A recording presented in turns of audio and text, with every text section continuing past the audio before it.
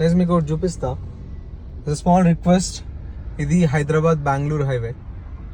కొంచెం వెనుకకి వెళ్తే అక్కడ చూడండి ఏం కనిపిస్తుందో.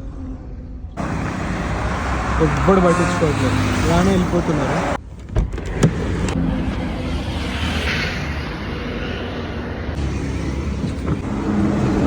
దీన్ని అట్లనే వదిలేసిపోతుంది.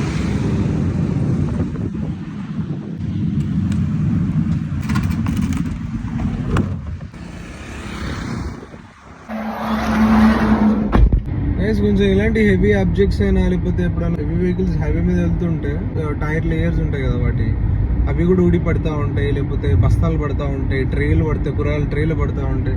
కొంచెం హైవే మీద ఇలాంటివి ఏమైనా ఉంటే పోలీసు వాళ్ళు వచ్చి తీస్తారంటే ఇట్స్ నాట్ కరెక్ట్. కొన్నిసార్లు మనం కూడా రెస్పాన్సిబుల్ ఉండి మనం కూడా తీయాలి.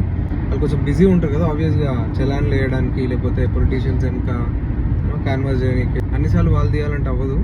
ఇలాంటి పెద్ద హైవేస్ మీద ఫాస్ట్గా క్రూజ్ అవుతూ ఉంటాయి వెహికల్స్ అన్ని.